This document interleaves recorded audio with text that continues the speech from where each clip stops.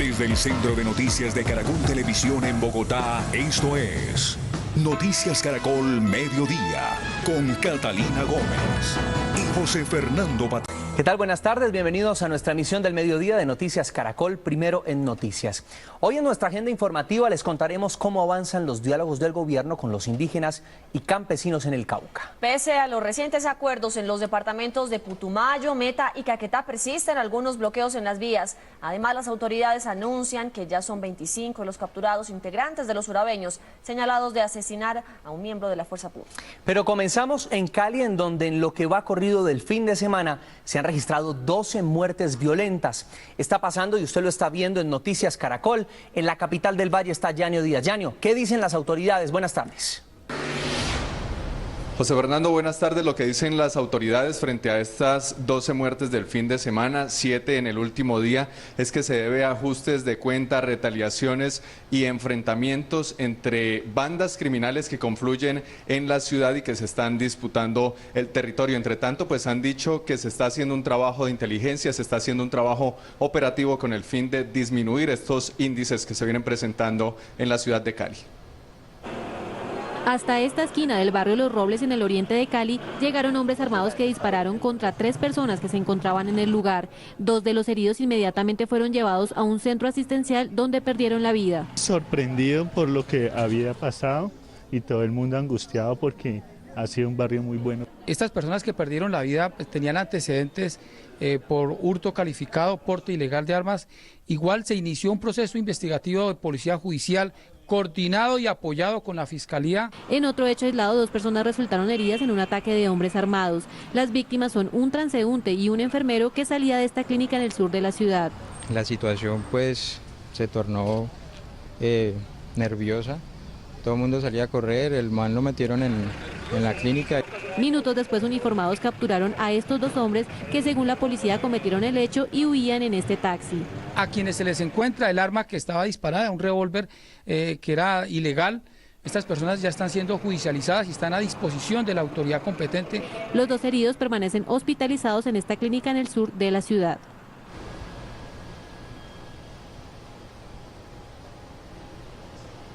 Pues la policía ha entregado una cifra, son 1.400 muertes violentas que se han presentado en la ciudad hasta la fecha, 443 personas capturadas por homicidio, y de igual forma han reiterado el trabajo que están realizando en este momento para acabar con estos delitos que se presentan en la ciudad, y han pedido el apoyo por parte de la comunidad para que les ayude con información que permita la captura de estas personas que están realizando hechos delincuenciales en la capital del Valle. Información en Cali, Yanio Díaz, Noticias Caracol.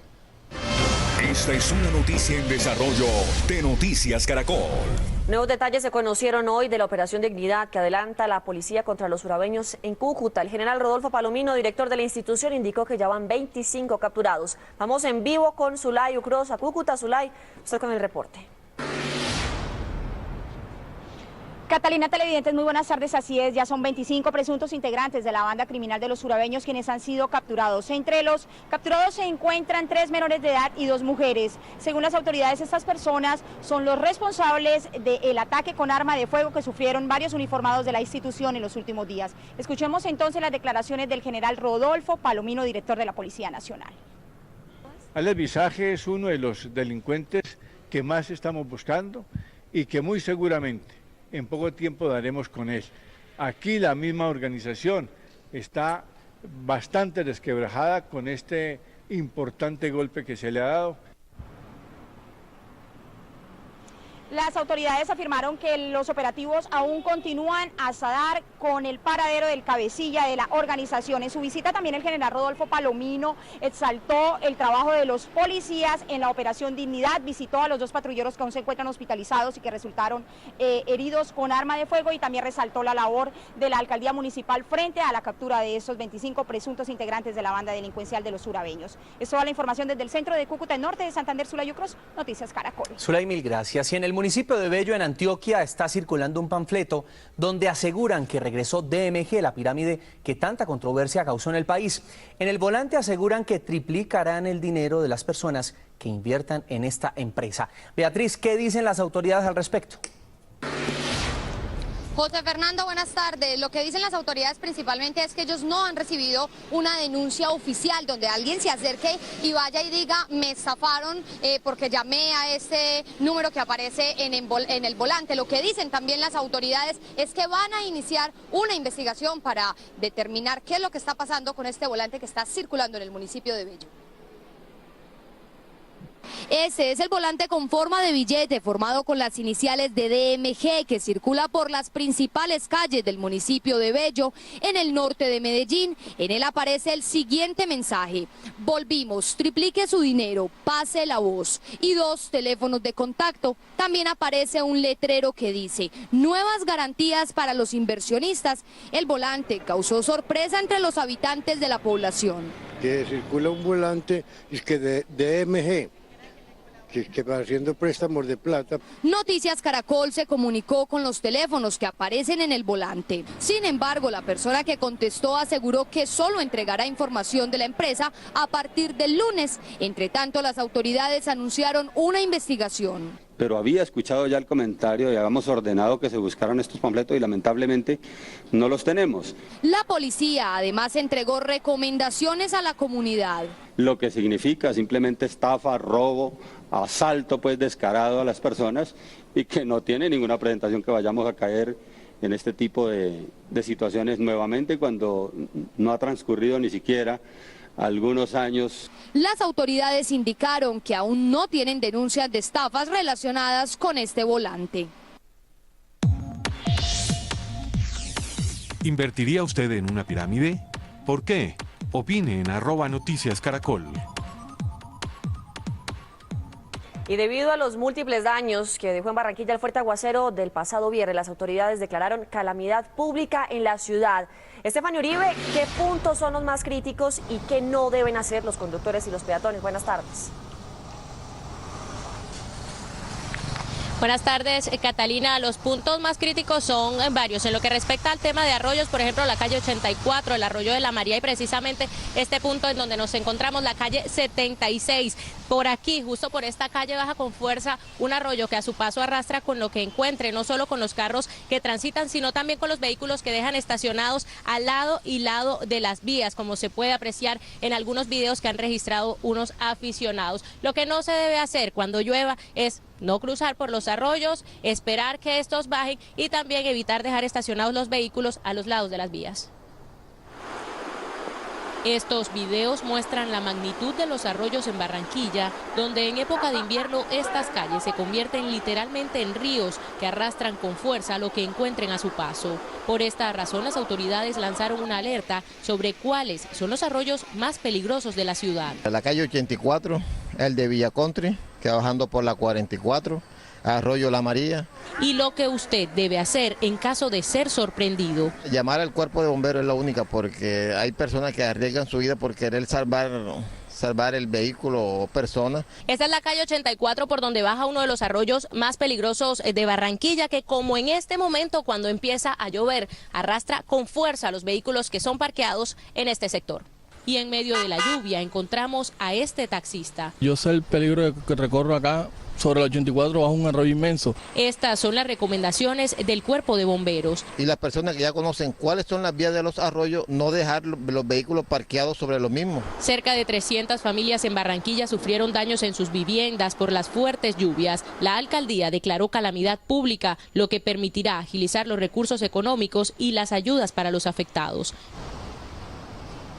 De las 300 familias damnificadas, la mayoría se concentran en el sur de la ciudad, en los barrios La Luz, Las Malvinas y Los Ángeles. También nos reportan que algunos damnificados de los barrios Simón Bolívar y La Chinita están a la espera de las ayudas. Es la información que registramos desde la capital del Atlántico. Estefanía Uribe, Noticias Caracol. El llamado a la precaución. Mil gracias, Estefanía. El vicepresidente Angelino Garzón lidera a esta hora una reunión con voceros de los campesinos y gobernadores de los departamentos afectados por el paro agrario. Estamos cubriendo esta noticia desde todos los ángulos. Vamos en vivo a Popayán con Freddy Calvache. ¿Qué es lo último, Freddy? Hola, José Fernando, televidentes, muy buenas tardes. Pues hace pocos minutos inició oficialmente esta reunión aquí en el Salón de los Espejos de la Gobernación del Departamento del Cauca. Ha trascendido que el primer punto que se tratará en esta asamblea es el desbloqueo de todas las vías del país como condición para la instalación de la Mesa Nacional de Diálogos, donde se discutirán los 6 puntos que hacen parte del pliego de peticiones de los campesinos. A esta reunión han llegado los gobernadores de Cauca, Meta, Huila, Caquetá, y como garante, además de algunos alcaldes de municipios del país. Como garantes de la misma asisten delegados de la ONU, la Defensoría del Pueblo y ONGs defensoras de los derechos humanos. Hay mucha expectativa, pero sobre todo mucho optimismo por lo que pueda trascender al final de la tarde en esta reunión y que permita sobre todo el levantamiento del paro de los campesinos. Estaremos muy pendientes del desarrollo de esta noticia. En Popayán, Freddy Calvache, Noticias Caracol. Esperaremos el resultado, Freddy, gracias. Mientras tanto, sigue el bloqueo en 2 vías muy cerca a la ciudad de Villavicencio. En las últimas horas, los campesinos que habían permitido la limpieza del crudo sobre la antigua vía El Llano obligaron a suspender los trabajos. ¿Por qué? Se lo preguntamos en vivo a Yarit Muñoz, quien se encuentra en la zona. Yarit, buenas tardes. Buenas tardes, Catalina. Así es, hacia las 9 de la mañana el personal de la empresa Hidrospil había iniciado a hacer todo el procedimiento para retirar el crudo que se derramó sobre la vía, pero esa tarea solo alcanzó a cumplirse en unos 100 metros durante 1 hora. Alcanzaron estas personas a trabajar porque la tensión volvió a llegar a este punto cuando al menos 2 helicópteros sobrevolaron el sector del Alto Buenavista. Uno de ellos, según pudimos nosotros observar, un helicóptero de la policía. De inmediato, los campesinos y manifestantes desde la parte alta dieron la orden de retirar a todo el personal que estaba haciendo esta labor. Hablamos con algunos de los conductores de las tractomulas y carrotanques que están en la parte alta y están muy preocupados porque, según les dicen, pues los campesinos no van a permitir que se acerque ni personal del ejército ni personal de la policía y amenazan incluso con prenderle fuego a alguno de los carrotanques que están en la parte de arriba. Mientras tanto, continúa ese bloqueo y el que está en la vía de Villavicencio a Casillas. Desde Villavicencio, capital del departamento del Meta, Yarit Muñoz, Noticias Caracol. Muchas gracias, Yarit. Ahora vamos a Florencia, donde la apertura de la vía que comunica al Caquetá con el Huila y el centro del país permitió restablecer la economía en la región. Carlos Barragán, nuestro enviado especial, nos envió el siguiente reporte. Uno de los sitios en donde mayor repercusión ha tenido la apertura de la vía entre Neiva y Florencia es la plaza de mercado. Gracias a ese desbloqueo, hoy se consigue la papa, el cilantro, las verduras y hasta el mango del Tolima. Y alabado sea el Señor, ya llegó la comida. Esta frase parece decirlo todo. La llegada a Florencia de los camiones de todo el país cargados de alimentos le devolvió su esencia a la plaza de mercado. Señor Ruiz, ¿de dónde viene usted y qué fue lo que trajo? De Vitalito, verdura.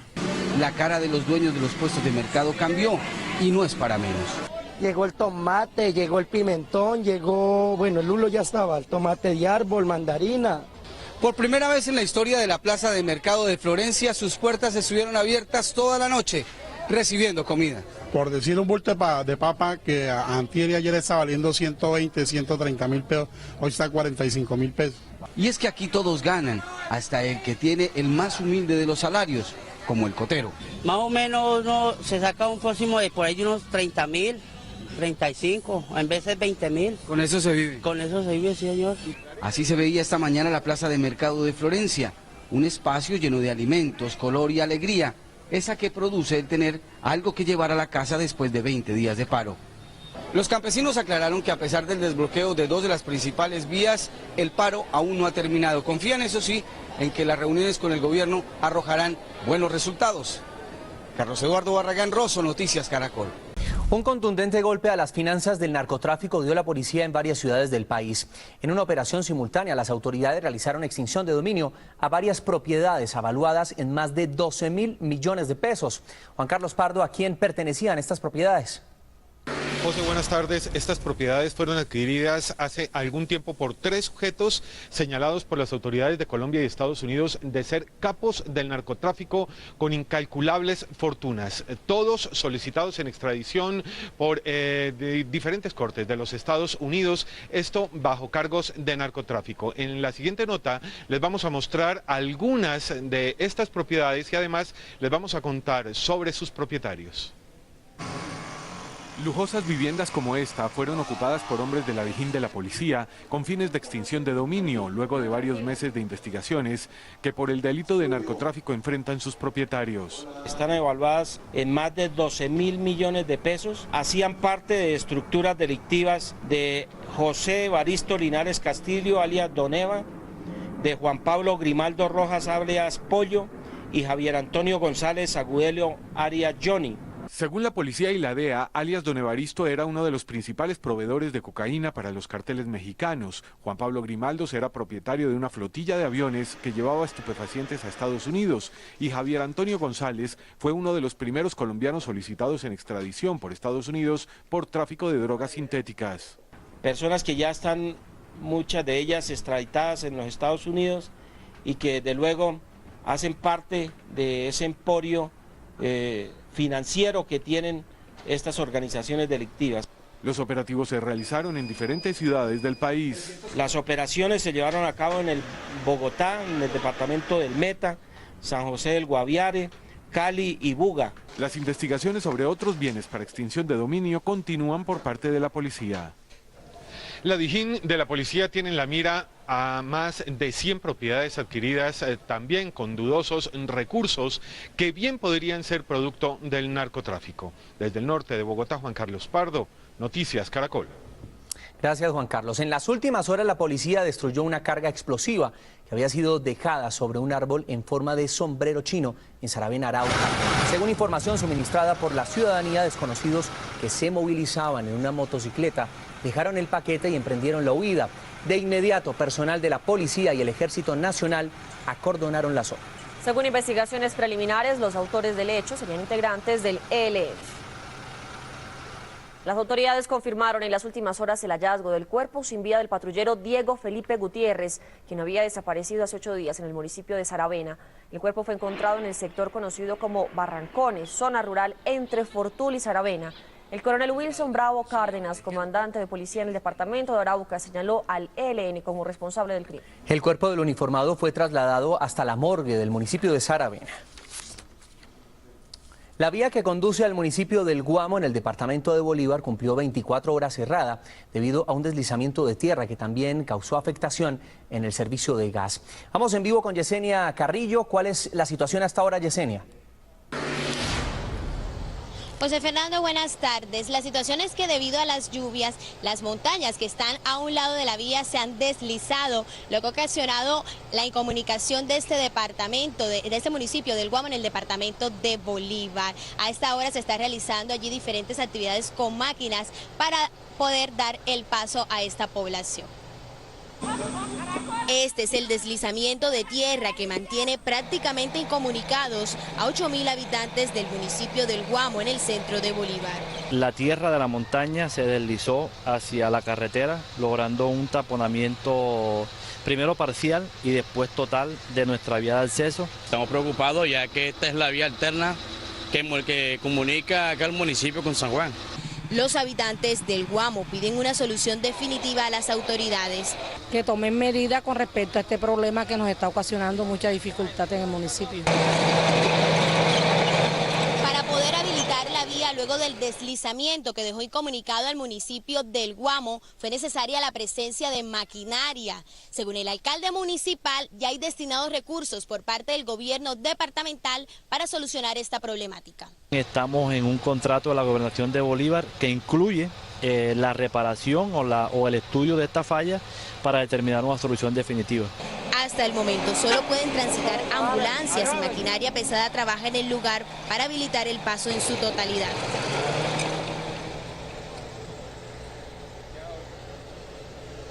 Y yo me encuentro a esa hora desde la base de la Armada Nacional de Cartagena, en donde se espera que zarpen cerca de 17 embarcaciones de 16 países que participan de la operación UNITAS. Aquí en esta operación Cartagena, Colombia, es la anfitriona. La Armada Nacional estará coordinando esta actividad de entrenamiento, capacitación de diferentes países que lo que permite es ver cómo se cooperan el del diferente entrenamiento.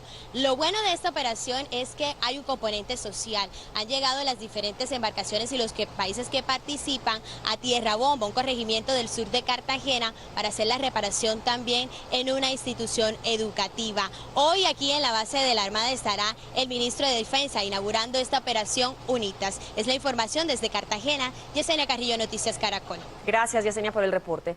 El expresidente Álvaro Uribe sería investigado por su presunta relación con grupos paramilitares. Un magistrado del Tribunal Superior de Medellín compulsó copias a la Comisión de Acusaciones de la Cámara de Representantes para que adelante el proceso.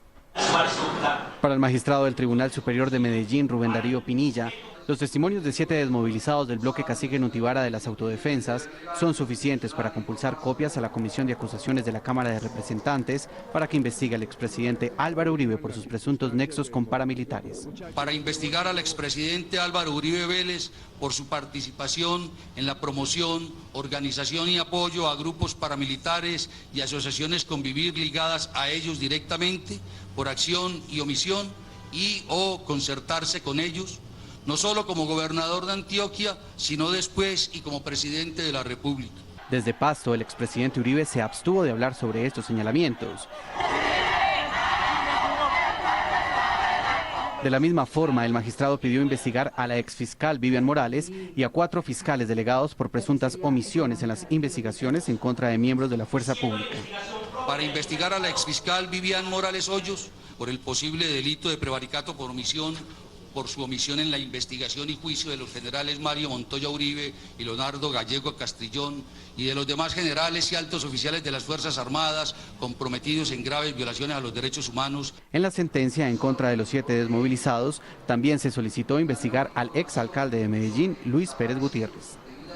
El Consejo de Bogotá aprobó el cupo de endeudamiento de la administración del alcalde Gustavo Petro. La ciudad contará con más de 3 billones de pesos para mejorar su infraestructura. La aprobación del cupo de endeudamiento, según el distrito, significa un gran avance para los bogotanos. Invertir mucho en educación, en salud, en vivienda. Hay un gran esfuerzo por bregar a movilizar esta ciudad. Los 3.037.000 millones de pesos que tendrá la ciudad servirán para: por un lado, los arreglos viales acordados en el cobro de la valorización. Estos comprenden las avenidas José Celestino Mutis, Tintal, Rincón Tabor, Alsacia y Bosa. Además, se construirá Transmilenio por la Troncal Boyacá.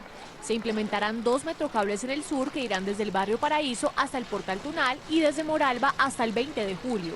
También se reforzarán 42 colegios y algunos hospitales. Además, se construirán 4 parques.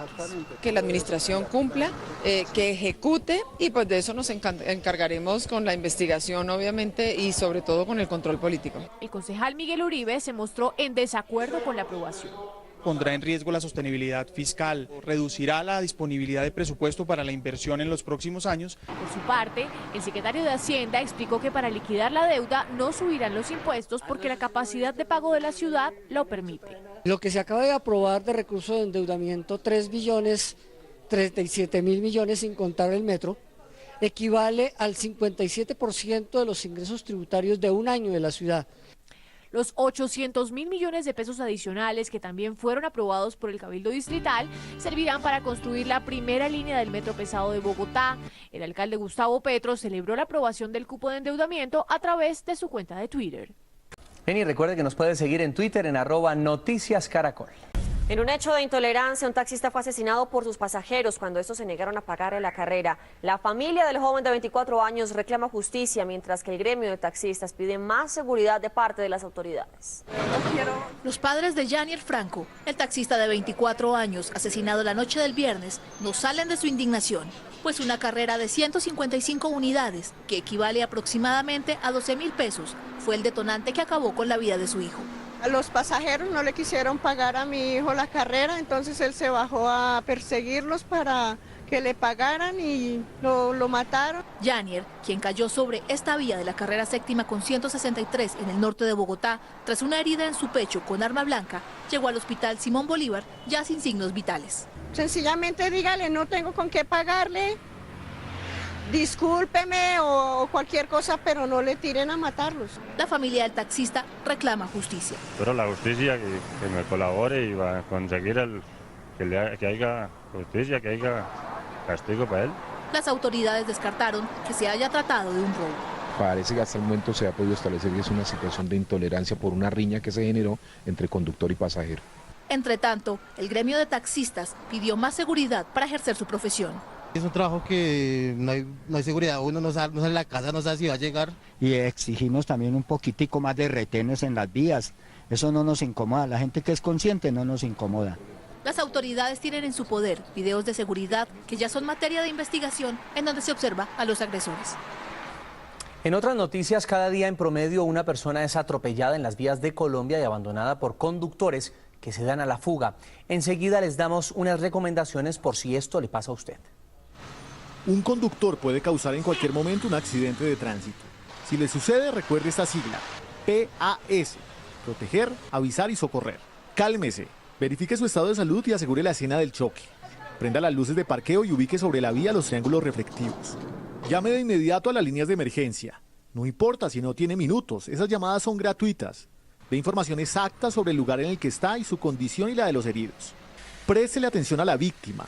Si sabe primeros auxilios, aplíquelos. De lo contrario, intente tranquilizarla y no la mueva. Un error puede resultar fatal. La más común es el efecto látigo, o sea, el que yo mueva mi cabeza hacia adelante y luego hacia atrás en un accidente de tránsito, o lateral, dependiendo del golpe. Eso me puede generar una lesión a nivel cervical. No huya. Si lo hace, podría terminar en la cárcel, dicen los abogados. Si usted ocasiona una lesión o incluso fatalmente la muerte de alguien en un accidente de tránsito, el peor error es huir o irse sin justa causa, abandonar sin justa causa el lugar de los hechos. De acuerdo con las autoridades, lo mejor es la precaución. Recuerde respetar las normas de tránsito y revisar su vehículo. Si quiere conocer más sobre este tema, visite el especial Carros Fantasma en noticiascaracol.com. La jornada de sensibilización ambiental Todos por el Agua se hizo simultáneamente en 16 capitales del mundo y en 9 lugares de Colombia. Voluntarios de empresas privadas y públicas se reunieron para limpiar las aguas de mares, ríos y quebradas. Vamos en vivo con Óscar Gerardo Hernández. ¿Cómo transcurrió la jornada, Óscar? Buenas tardes. Hola, muy buenas tardes. Pues aquí en el municipio de Girón la jornada transcurrió con mucha alegría. Fueron niños, jóvenes y adultos los que recorrieron la quebrada Las Nieves, allí en este municipio santandereano, y en donde encontraron cerca de 4 toneladas de basura en bolsas blancas, y durante casi 4 horas hicieron los recorridos por esta quebrada y le hicieron también un llamado a todas las personas para tener más conciencia y cuidar las quebradas del departamento de Santander. Pero esta jornada también se vivió en la capital de la República. La familia de Caracol Televisión y Blue Radio se unió a toda esta actividad. Allí se vivió, fue en la quebrada Limas, en Ciudad Bolívar, en el sur de la capital del país. Unas 5.000 personas estuvieron presentes en toda esta jornada en el día de hoy. Aquí en Bucaramanga cae una pequeña lluvia a esta hora sobre el centro de la ciudad. Óscar Gerardo Hernández, Noticias Caracol.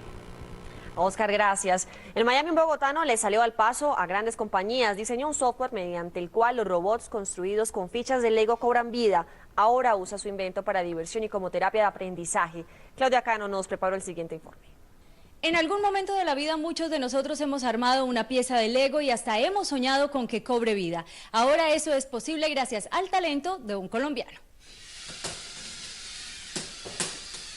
Carlos conectó a los pequeños con otra forma de diversión, alejándolos de la pantalla de la computadora. Aquí lo que hicimos fue una integración, tenemos unas partes electrónicas, unas antenas, unos controles que son traídos y tenemos un software desarrollado por nosotros que interpreta estos comandos, estos botones, estas señales para que los robots se puedan mover. Entretener, programar, construir y diseñar es el resultado de un esfuerzo que ya cumple 10 años y del que no solo se favorecen los niños.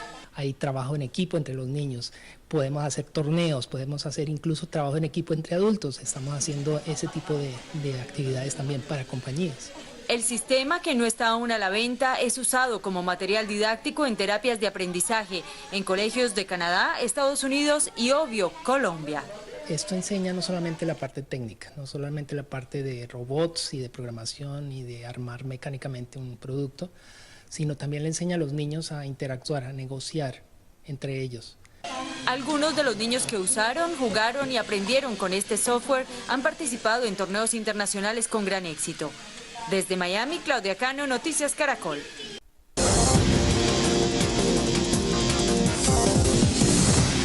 ¿Usted es de las personas que cuando no tiene dinero y debe pagar deudas hace un préstamo gota a gota? Pues ojo, que ese préstamo informal y calificado por las autoridades como de usura le puede traer problemas, incluso ocasionar la muerte. Noticias Caracol investiga. Katy Gómez es la propietaria de esta peluquería en Bogotá. Asegura que vio cómo su negocio se quebraba. Todo por cuenta de 19 préstamos de gota a gota que llegó a tener en un momento de insolvencia. Según ella, la deuda fue de 5 millones de pesos y pagó casi otros 5 millones de intereses. La persecución fue horrible porque todos los días venían y cada media hora pasaban y que hubo y que no sé qué. Entonces estuve al borde como salir corriendo, como escaparse, como no pagar, como dejar todo tirado.